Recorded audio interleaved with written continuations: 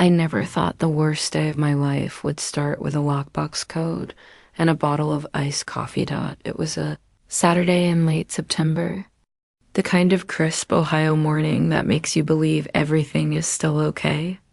Mark had been acting strange for weeks, quiet, distracted, sleeping in the guest room, but he swore it was just stress from work.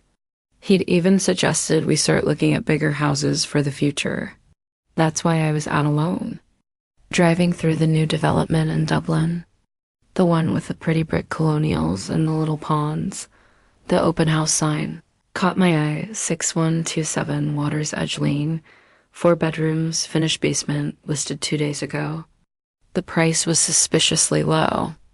I texted Mark a photo of the flyer. Look familiar? I joked. He replied instantly, never seen it. Go look if you want. I'm stuck in meetings all day.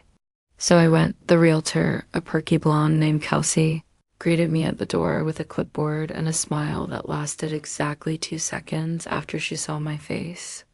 Because the moment I stepped into the foyer, I saw the family portrait above the console table. Mark. Smiling. Arm around a woman.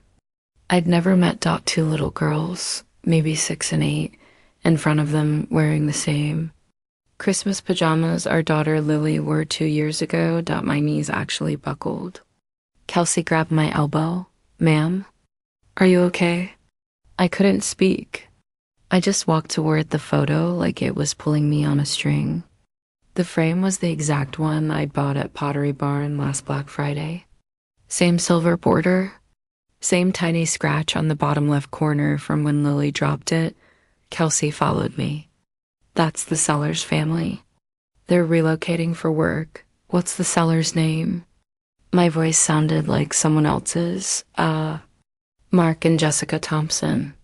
She flipped the listing sheet. They've owned it 6 years. 6 years. We'd only been married 9.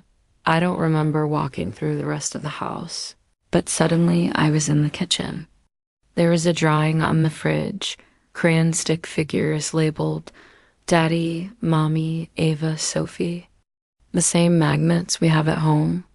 The same World's Best Dad mug. I bought him for Father's Day 2021 sitting in the dish rack.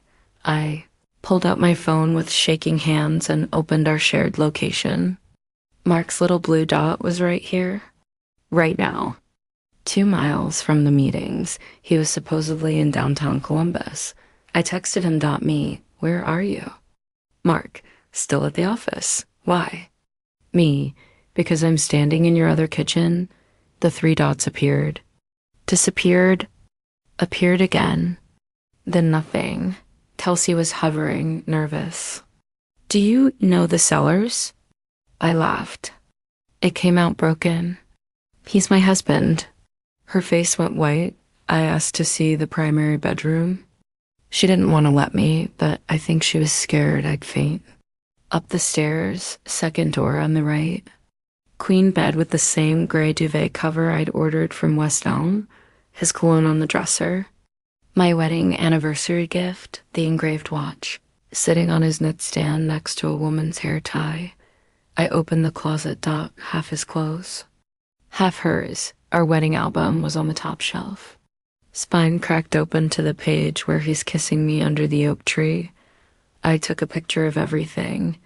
Then I walked out, got in my car, and drove straight to our house, the one we supposedly lived in full time.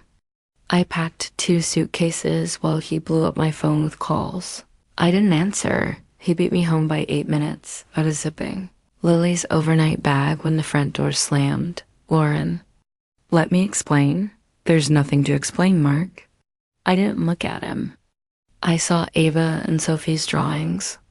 I saw Jessica's toothbrush. I saw the life you've been living for 6 years while I was making lasagna and asking why you were always working late. He dropped to his knees in the hallway, actually dropped. It was a mistake that became a life. I never meant you have 2 daughters. My voice cracked. 2 little girls who think you're their full-time dad. And Lily thinks she's an only child. He started sobbing. Real, ugly sobs. I was going to tell you. I swear. We were going to sell the Water's Edge house and stop. I finally looked at him. You don't get to cry. You don't get to make this about your guilt. I called my sister Rachel to come get Lily for the weekend. Then I called a lawyer. The next 3 months were held out. Jessica found out the same day because I sent her the photos. She showed up at our house screaming while the moving truck was loading my half of the furniture. Mark stood between us like a human shield, begging both of us to be reasonable. Jessica filed for full custody. I filed for divorce. The best part?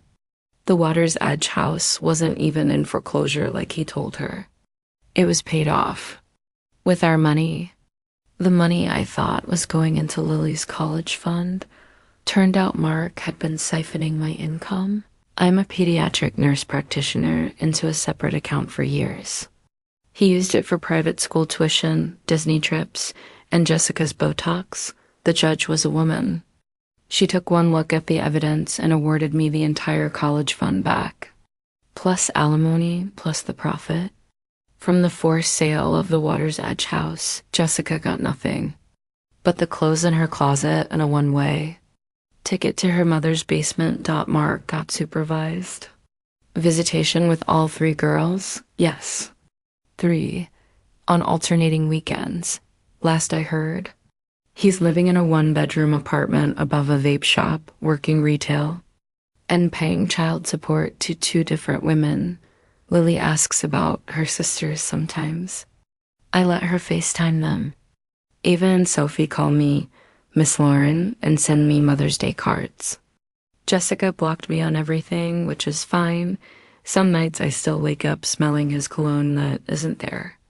Some nights I scroll through the photos I took that day, the ones I never posted anywhere, just to remind myself it was real.